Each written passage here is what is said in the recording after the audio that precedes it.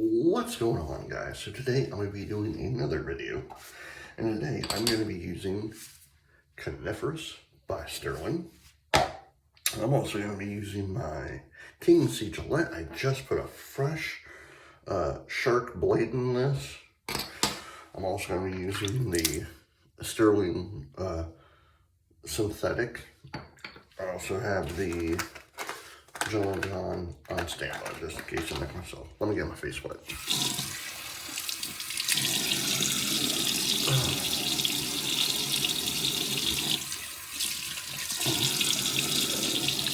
So today is November 10th. Today is a day up in Michigan that is very, very sacred, if you will. Have you ever heard of the song "The Wreck of the Edmonds Fitzgerald" by the late Gordon Lightfoot? That is a true story. And I'm going to tell you a little bit about that today. Edmund Fitzgerald was a great big laker, as they call it up north, a laker. It was a massive ship that would go from Superior, Wisconsin to Michigan to Ohio and deliver iron ore. And it was, like the song goes, it was the pride of the American side, because basically it was the largest iron ore ship ever built of its kind back in the 1950s. Well,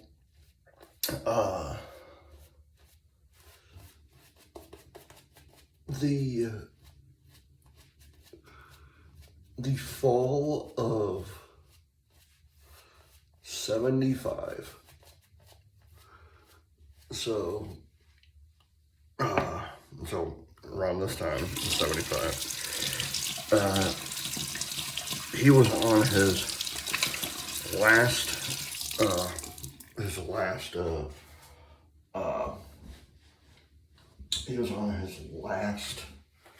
round for the season. He was going from,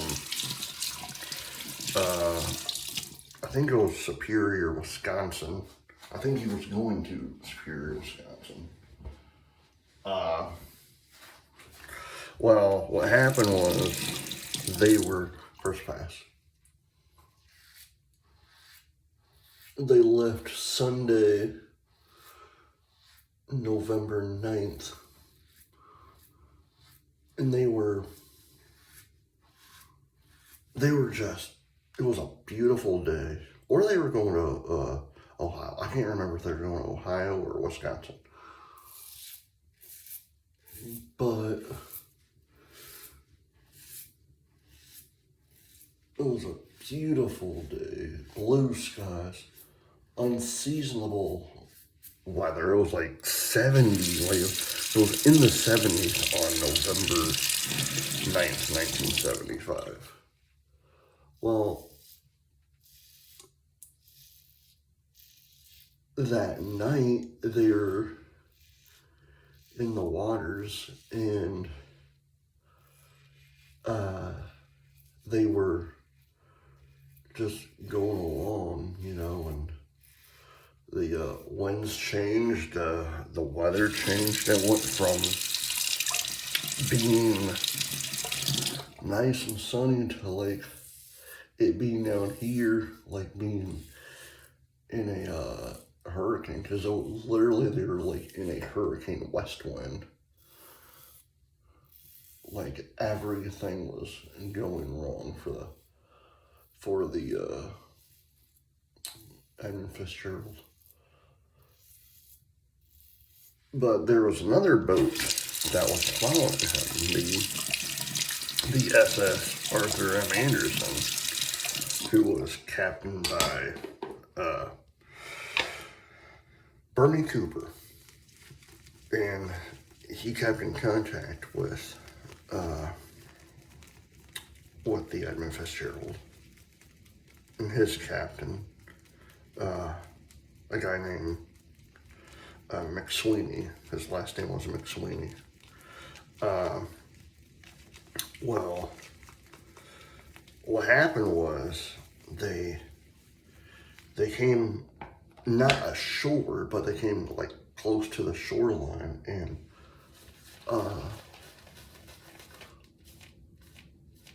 there's been,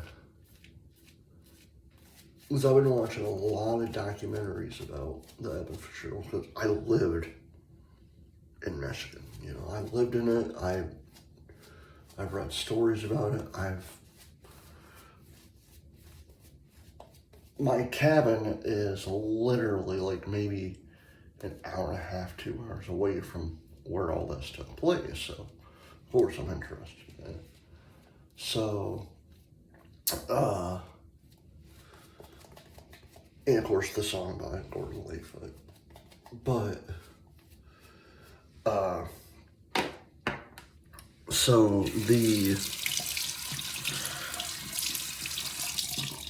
the Edmund Fitzgerald, like, bottomed out. It had to bottom out or something, because they were like on the shoreline, and like it must have bottomed out or something, or got hit by or hit a rock and like dug a hole into their side of their panel, second pass, because, and that was at like Bernie Cooper, who was the captain of the Arthur M. Anderson, said, because they were following him, he said, those are the only two things that could have happened.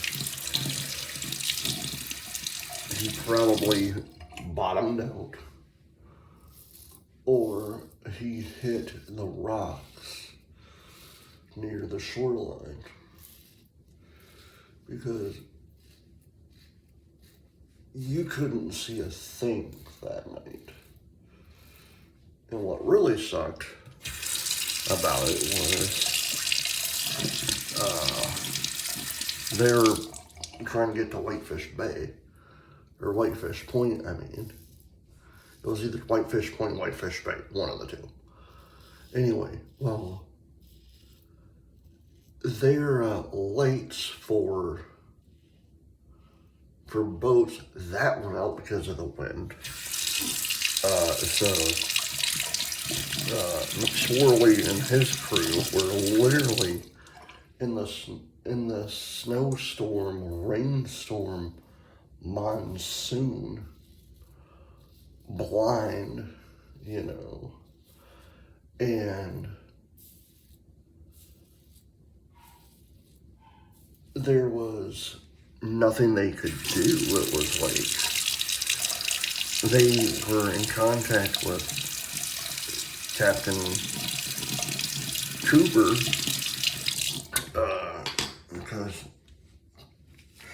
because they would look on the radars to try to figure out where she was, or where he was, you know, the Edmund Fitzgerald. And like the person who was looking at the monitor told Captain Cooper, yeah, we don't see them any longer. And my guess, after all these years, because this year is the 48th anniversary of it. Today's the 48th anniversary of the sinking of the Edmund Fitzgerald. And it's still felt in Michigan, especially up north.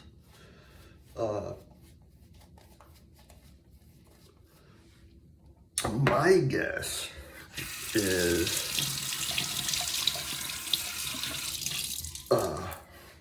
because the waves are about like between like 10 and 15 foot high. It was like bad.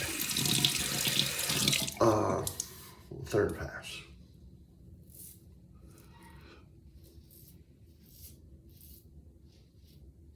My guess of what happened was the Edmund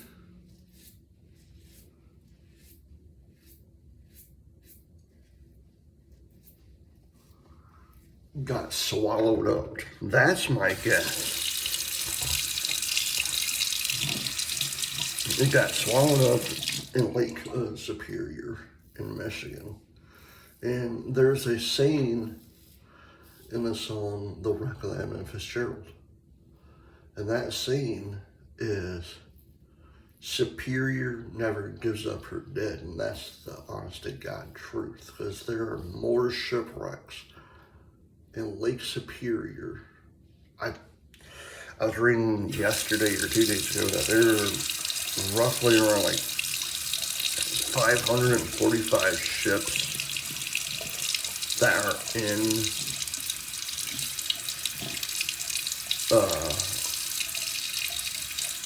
in the Great Lakes, not just in Lake Superior, but Lake Michigan, Lake Erie, Lake Huron, Lake Ontario, you know. Ooh, I nicked myself.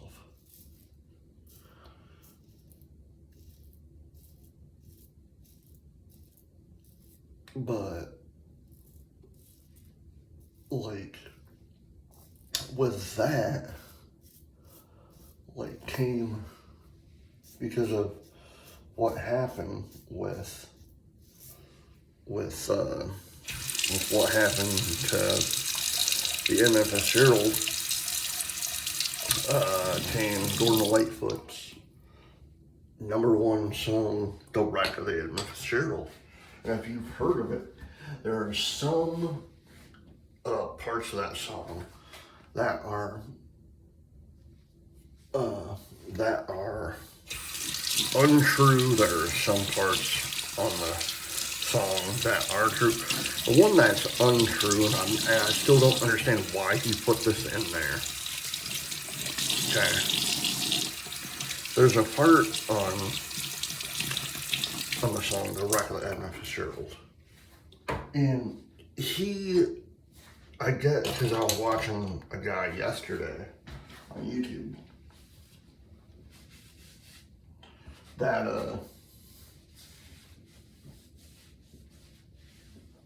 either his uncle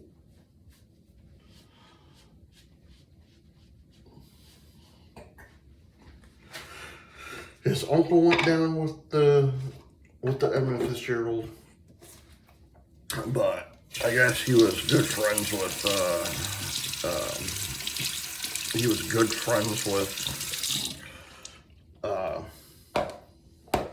Gordon Lightfoot after all that happened. But the one thing that I'm still trying to figure out, there's a part on that song that he says, and it goes, the line in that song says, not the captain, but the cook came on deck and told everyone it was too rough to feed you. No one knows if he actually said that.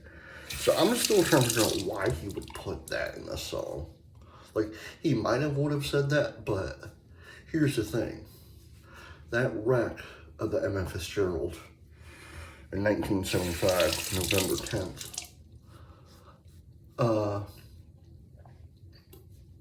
there was no survivors, so all were lost that night. And it wasn't at an unusual hour. It wasn't at like 11 p.m. or whatever. It happened at between like 7 and 7:30, Monday, November 10th, 1975.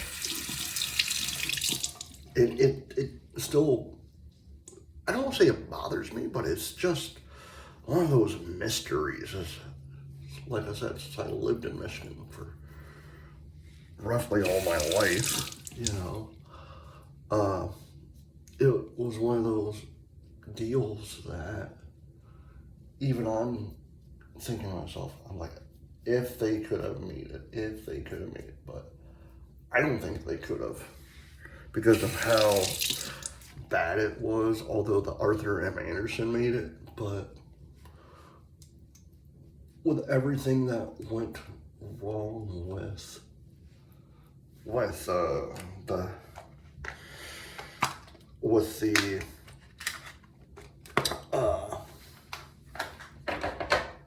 Edmund Fitzgerald, you know, I want to call it the Titanic because they actually call it, some people refer to the Edmund Fitzgerald as the Titanic of the Great Lakes. You know, which it was. It has that distinct honor, if you will. Now, if you guys have never watched or heard the song, The Wreck of the Edmund Fitzgerald, go listen to it. And because of what today is, I highly suggest go and watch a documentary of it. It's very fascinating about what actually took place 48 years ago today and tonight, you know, because it's one of those things. It's